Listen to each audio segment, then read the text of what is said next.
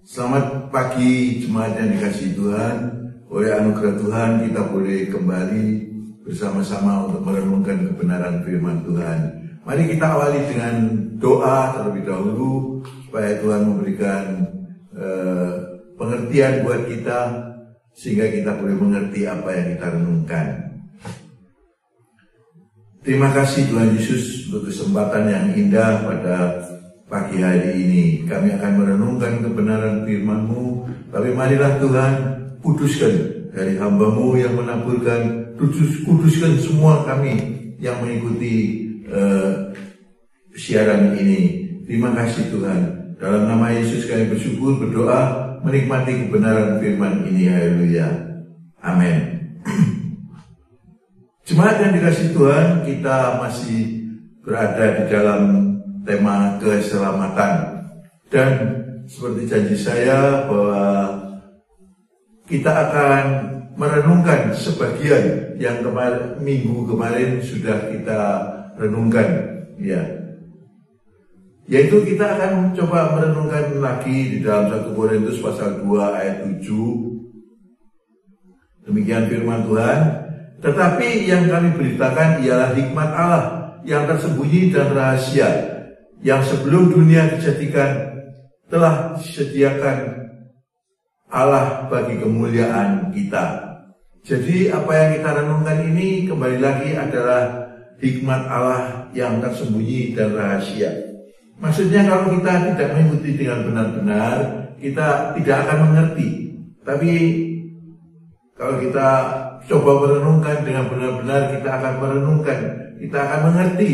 Sebab apa yang kita renungkan ini adalah tersembunyi dan rahasia. Ya, puji Tuhan. Di dalam Markus pasal 10 ayat 17, pada waktu Yesus berangkat untuk meneruskan perjalanannya, datanglah seorang berlari-lari mendapatkan dia, dan sambil bertelut di hadapannya ia bertanya, Guru yang baik, apa yang harus kuperbuat untuk memperoleh hidup yang kekal? Jadi di sini, jemaat yang dikasihi Tuhan, di sini ada seorang yang datang dan bertelut kepada Tuhan. Seolah-olah bagus dia datang ini, seolah-olah baik. Ya. Apalagi dia mengatakan, Guru yang baik, apa yang harus kuperbuat untuk memperoleh hidup yang kekal? Jadi untuk memperoleh hidup yang kekal, apa yang harus diperbuat? Seorang ini dia datang kepada Tuhan Yesus, dan Tuhan Yesus berkata, menjawab di dalam ayat yang ke-19, engkau tentu mengetahui segala perintah Allah. Jangan membunuh, jangan berzina, jangan mencuri, jangan mengucapkan saksi dusta, jangan mengurangi hak orang, hormatilah ayahmu dan ibumu. Ya. Ayat 20 katakan, lalu kata orang itu kepadanya, Guru, semuanya itu telah kuturuti sejak masa mudaku. Nah, ya, kita melihat bahwa rupanya orang ini datang dengan begitu sombongnya. Dia mengandalkan dirinya sebagai seseorang yang sudah mengerti, seorang yang melakukan hukum Taurat, ya. Dia mengatakan bahwa semuanya itu, ya, semuanya itu telah kuturuti sejak masa mudaku. Waduh, luar biasa. Tetapi apa yang diperbuat Yesus? Ayat 21. Tetapi Yesus memandang dia dengan penuh kasih kepadanya, lalu berkata kepadanya, hanya satu lagi kekuranganmu. Pergilah, jualah apa yang kau miliki dan berikanlah itu kepada orang-orang miskin, maka engkau akan beroleh harta di surga. Kemudian datanglah kemari dan ikutlah aku. Ya. Pada waktu itu Yesus memandang dia, ya, dengan penuh kasih. Waduh, artinya apa? Dia tahu, Yesus tahu hati daripada orang ini. Ya, dengan penuh kasih dia berkata. Dia memandang orang ini dengan penuh kasih. Karena dia tahu apa yang bakalan terjadi. Ayat 22 katakan, mendengar perkataan itu, ia menjadi kecewa, lalu pergi dengan sedih sebab banyak hartanya. Ya. Mendengar perkataan itu, ia menjadi kecewa, lalu pergi dengan sedih sebab banyak hartanya. Jemaat yang dikasihi Tuhan, di sini kita melihat, ya, di sini kita melihat bahwa orang itu dia datang dengan kecongkakan. Tadi saya tulis di sini ya, Yesus tahu hati orang yang datang kepadanya, ya, yaitu apa? Dengan penuh kecongkakan, dengan penuh kesombongan. Kalau Yesus mengatakan, sudahlah engkau melakukan ini, perintah Allah ini, jangan membunuh, jangan berzina, ya, dan sebagainya. Orang ini katakan, sejak masa mudaku sudah aku lakukan. Ya. Jemaat yang dikasihi Tuhan, ini artinya orang ini sudah melakukan semuanya itu. Tetapi Yesus memandang dengan penuh kasih. Ada apa ini? Ya, dia melihat, ada apa ini? Ya, coba kita melihat Tuhan Yesus berkata apa di dalam ayat yang ke-19 tadi ya. Dia berkata begini, engkau tentu mengetahui segala perintah Allah. Jangan membunuh, jangan berzina, jangan mencuri, jangan mengucapkan saksi dusta, jangan mengurangi hak orang, hormatilah ayahmu dan ibumu. Ya. Orang ini berkata, guru, semuanya itu telah kuturuti sejak masa mudaku. Kan hebat ini. Tetapi Tuhan Yesus memandang mereka dengan penuh kasih. Tuhan Yesus dengan penuh kasihan orang ini. Ya, dia datang dengan begitu seolah-olah dia menyatakan kesombongannya. Semuanya sudah aku lakukan begitu. Ternyata apa? Lalu Yesus berkata, suruh jual hartanya. Ya, dia menjadi kecewa. Sebenarnya di balik itu semua ada satu rahasia. Tuhan Yesus tahu, ya. Kalau tadi dalam perintahnya Tuhan Yesus katakan jangan membunuh, ya. Dan orang muda ini sudah kulakukan sejak masa mudaku.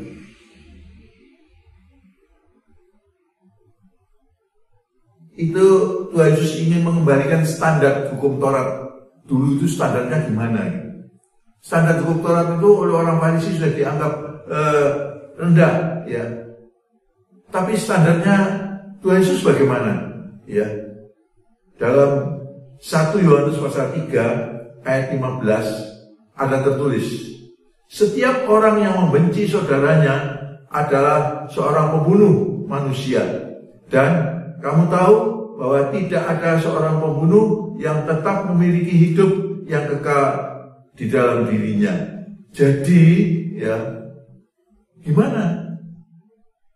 Kalau jangan membunuh, mungkin itu hanya mungkin ambil pisau seorang dibunuh. Nah, mungkin orang ini tidak pernah melakukan. Tetapi kalau setiap orang yang membenci saudaranya, wah, betapa hukum ini begitu dahsyatnya. Ya, kalau membunuh secara teka-teki, ya, membunuh tusuk dengan pisau atau membunuh apa, mungkin tidak pernah dilakukan.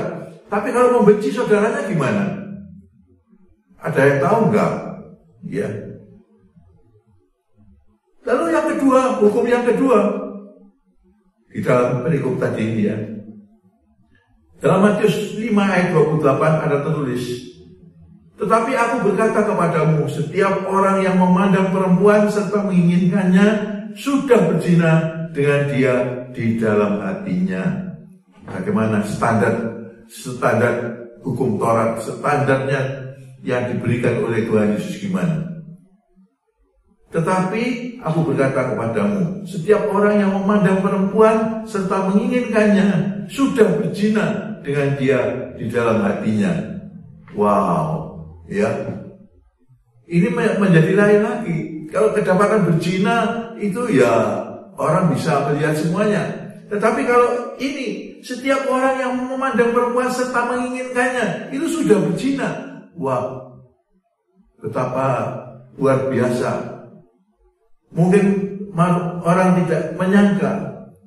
Dan orang muda ini dia mengatakan sudah dilakukan semua hukum itu sejak masa muda.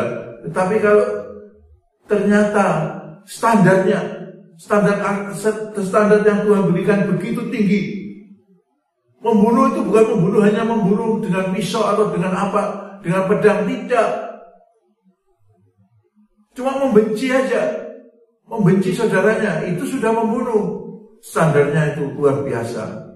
Berzina, ya bukan berzina berarti pergi berdua berzina, itu tidak. Berzina menurut standar Tuhan Yesus adalah baru menginginkan saja, itu dia sudah berzina.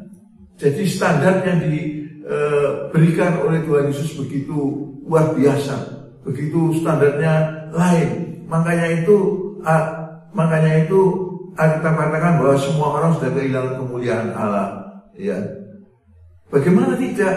Ya, hanya menginginkan saja sudah berzina. Ya, hanya membenci saudara sudah membunuh. Ya, ini kita buat, saya menguraikan hanya 2 saja. Ya, mengingat waktunya. Ya, begitu standar yang diberikan oleh Yesus itu luar biasa tinggi. Ya, karena itu tidak ada yang bisa melakukan hukum Taurat, tidak ada yang bisa melakukan hukum Taurat itu.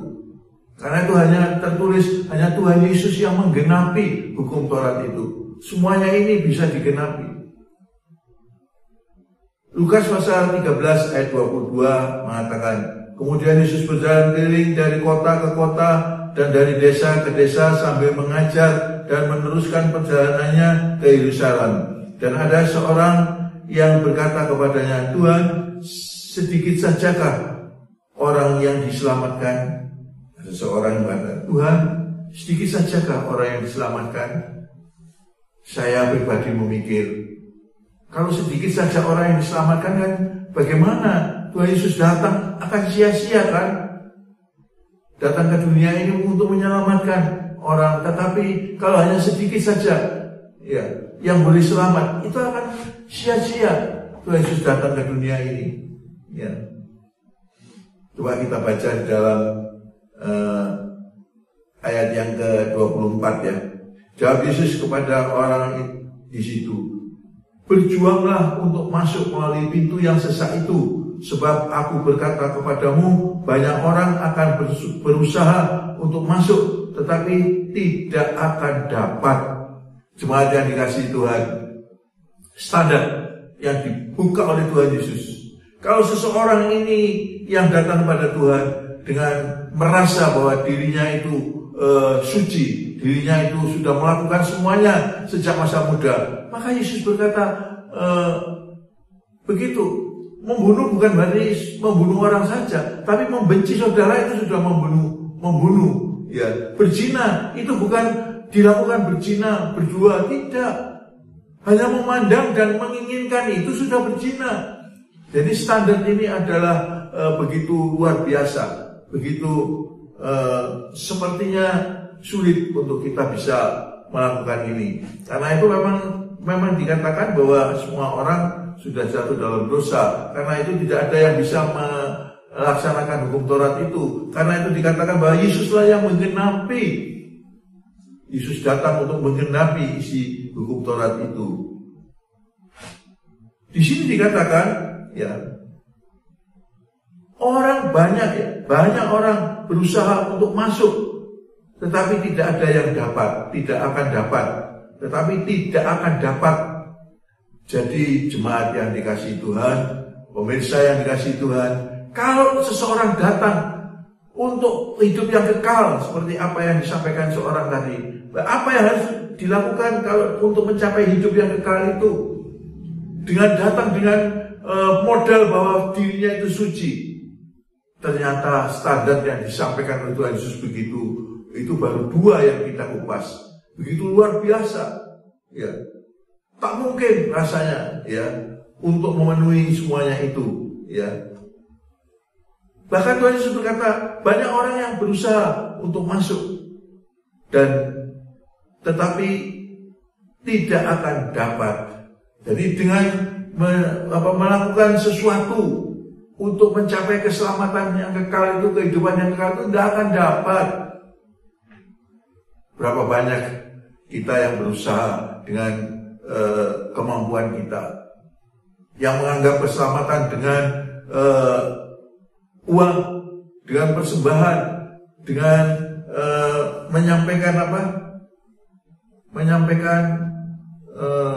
memberikan sedekah supaya selamat.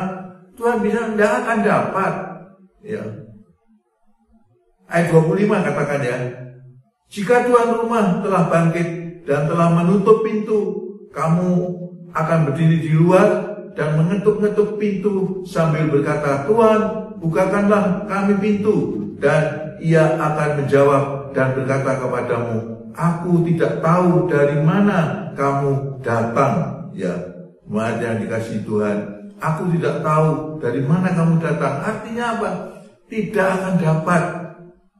Banyak orang yang akan berusaha untuk masuk pada kekekalan itu, tetapi Tuhan Yesus berkata tidak akan dapat. Ya. Yang dapat itu bagaimana? Yang dapat itu adalah Tuhan Yesus berkata, aku adalah pintu. Ya. Aku adalah jalan kebenaran dan hidup. Aku adalah pintu untuk masuk. Ya.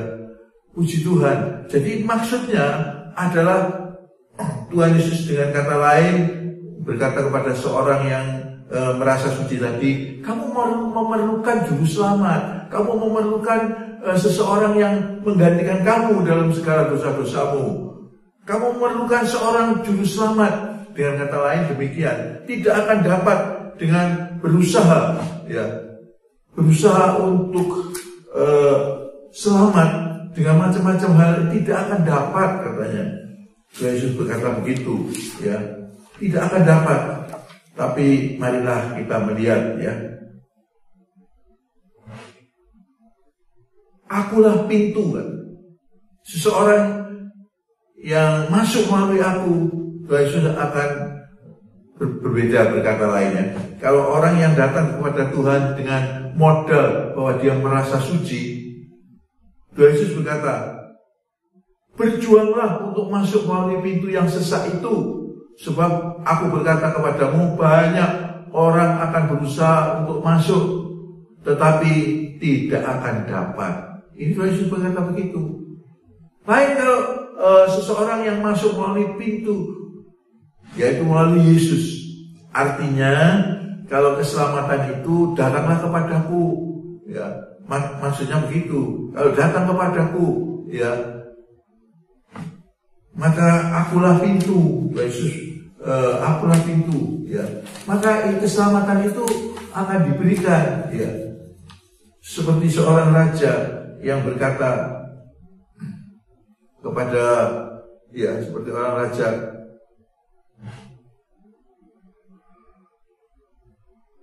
gembala yang baik memberikan nyawanya untuk domba-dombanya, sedangkan seorang upahan bukan gembala dan bukan pemilik domba-domba, ia sendiri seketika melihat serigala datang meninggalkan domba-domba itu, lalu lari sehingga serigala itu menerkam dan menceraikan domba-domba itu. Ya. Tetapi di pihak lain Tuhan berkata, aku adalah gembala yang baik, aku mengenal domba-dombaku dan domba-dombaku mengenal aku. Jemaat yang dikasihi Tuhan, ini aku. Artinya bahwa Yesus itu dia akan memberikan jalan. Artinya Yesus itu akan melindungi, ya. Yesus itu akan berusaha sendiri tidak akan dapat. Tapi dengan datang kepada Tuhan Yesus, ya, dia akan memberikan yang terbaik, ya. Seperti Tuhan Yesus memberi perumpamaan, ya, bahwa apabila Anak Manusia datang dalam kemuliaannya dan semua malaikat bersama-sama dengan dia, maka ia akan bersemayam di atas tahta kemuliaannya. Lalu bangsa akan dikumpulkan di hadapannya, dan ia akan memisahkan mereka seorang daripada seorang, sama seperti gembala memisahkan kambing, ya, memisahkan domba dari kambing. Ya, apa yang dikatakan? Dan ia akan menempatkan domba-domba di sebelah kanannya dan kambing-kambing di sebelah kirinya. Dan raja itu akan berkata kepada mereka yang di sebelah kanannya, pada domba-domba itu maksudnya, "Mari, hai kamu yang diberkati oleh Bapakku, terimalah kerajaan yang telah disediakan bagimu sejak dunia dijadikan." Itu, ya. Jadi kalau datang kepada Tuhan memerlukan juru selamat, datang kepada Tuhan memerlukan keselamatan yang disediakan oleh Tuhan. Tuhan akan berkata begitu, seperti raja yang berkata itu, "Marilah, ya, marilah kamu, hai yang diberkati oleh Bapakku, terimalah kerajaan yang telah disediakan bagimu sejak dunia dijadikan." Artinya keselamatan itu dengan usaha sendiri, dengan amal tidak bisa. Tapi dengan datang percaya pada Tuhan Yesus, keselamatan itu akan diberikan. Tadi kita melihat, ya, kalau kita akan melihat, ya, banyak yang datang, ya. Kita lihat di bawahnya ini tadi, ya, klik. Lagi, ya, sudah.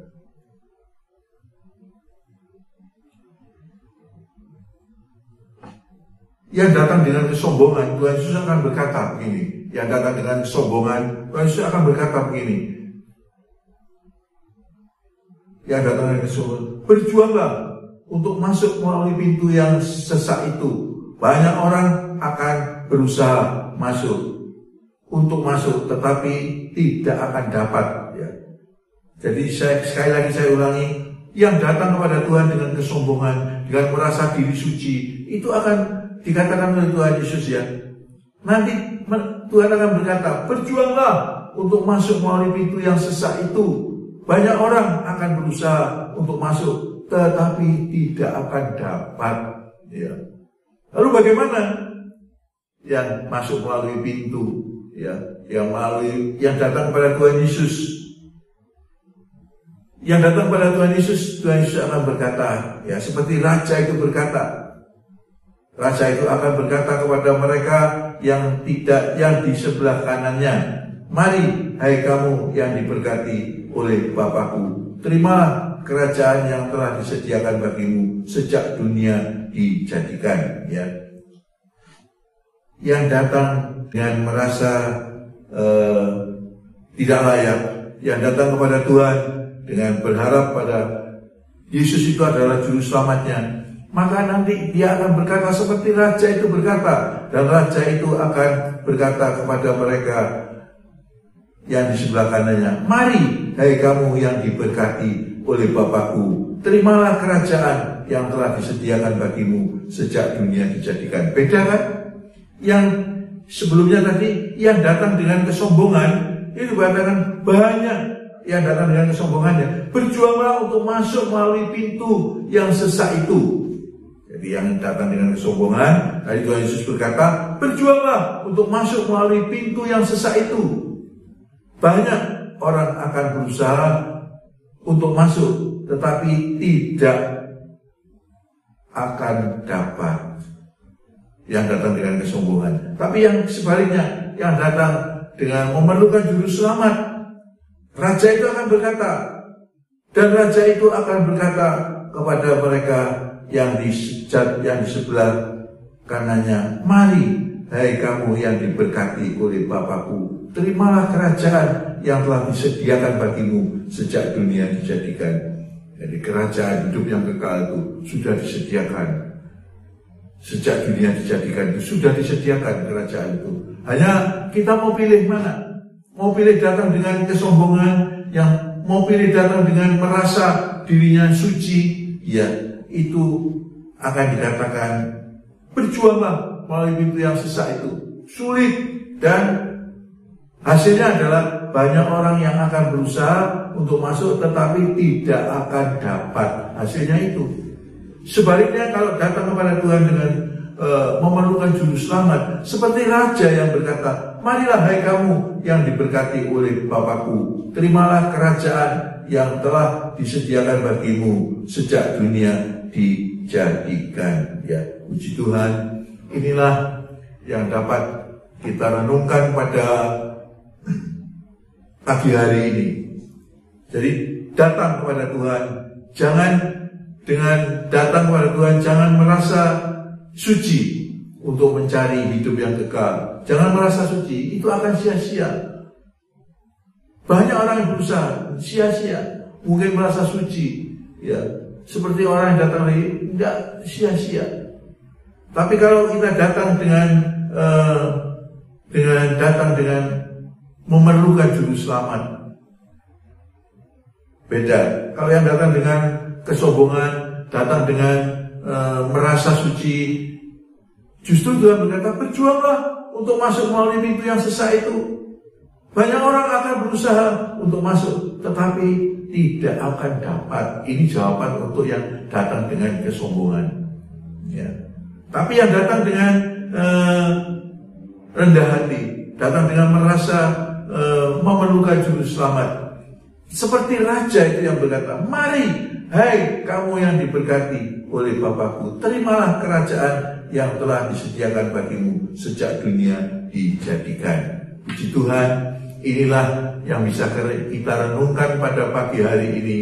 Sekali lagi, ini adalah sambungan, ya, minggu yang lalu, ya, sambungan minggu yang lalu, yaitu kita bisa mengerti yang tersembunyi dan rahasia ini. Ya, mari kita datang dengan merasa bahwa kita tidak layak. Mari kita datang, kesucian yang kita punya itu tidak berarti di hadapan Tuhan. Kesucian yang kita pertahankan sepertinya tidak ada. Ya. Mungkin kebaikan kita, mungkin amal kita itu tidak berguna. Tapi sebaliknya, kalau kita datang kepada Tuhan, justru kita memberikan amal, justru kita memberikan sedekah, itu justru baik. Ya. Sebelum kita memberikan sesuatu, Tuhan sudah berkata, mari hai kamu yang diberkati oleh Bapakku, terimalah kerajaan yang telah disediakan bagimu sejak dunia dijadikan. Puji Tuhan, kiranya hal yang tersembunyi dan rahasia ini boleh terungkap di hati kita, dan kita boleh mengerti kebenaran yang kita renungkan pada pagi hari ini. Puji syukur, mari kita berdoa, ya, kiranya damai sejahtera yang daripada Tuhan itu melimpah buat kita semuanya. Mari kita berdoa. Tuhan Yesus, terima kasih buat kesempatan yang indah pada pagi hari ini. Tuhan, tolong kami Tuhan, supaya kami datang kepadamu sebagaimana adanya kami. Tolong kami Tuhan, sehingga kami tidak merasa suci, sehingga kami tidak merasa layak, tapi justru kami memerlukan juru selamat, yaitu Tuhan Yesus sendiri. Ya Tuhan, kami percaya bahwa dengan kebaikan kami sebetulnya tidak ada gunanya, tetapi kami memerlukan seorang juru selamat. Kami memerlukan juru selamat, yaitu Tuhan Yesus sendiri. Kami sangat percaya bahwa Engkau akan memberikan damai sejahtera dan hidup yang kekal. Seperti raja itu yang berkata, mari hai kamu yang diberkati Bapakku, terimalah kerajaan yang kekal, kerajaan yang telah disediakan bagimu sejak dunia dijadikan. Puji Tuhan, ya, kami berdoa juga untuk pemerintah negara kita. Tuhan, tolonglah kami, ya, masalah yang serius ini, Tuhan tolonglah kami, ya Tuhan, bahkan seluruh dunia mengalami ancaman virus ini Tuhan, tapi Engkau menolong kami Tuhan, luputkanlah kami dari mara bahaya ini. Tuhan, kami berdoa untuk seluruh jemaat Tuhan yang bergereja di tempat ini, tolonglah Tuhan, hindarkan dari mara bahaya virus ini, sehingga kami boleh mengalami kesehatan yang daripada Tuhan. Terima kasih Tuhan. Ya Tuhan, Hamba berdoa untuk seluruh sidang jemaat Tuhan. Tuhan, biarlah damai sejahtera Allah yang melampaui segala akal itu melimpah buat seluruh jemaat Tuhan, terhindar dari segala mara bahaya. Tuhan, dalam nama Yesus kami bersyukur, berdoa, mohon tangan kasih-Mu Tuhan menjamah kami, sehingga kami mendapatkan berkat dan perlindungan Tuhan. Turun damai sejahtera Allah yang melampaui segala akal itu melimpah buat semuanya, sekarang dan sampai selama-lamanya, sampai Maranatha, Tuhan Yesus datang kembali. Dalam nama Yesus kami bersyukur, berdoa, menikmati berkat dan perlindungan Tuhan. Haleluya. Amin.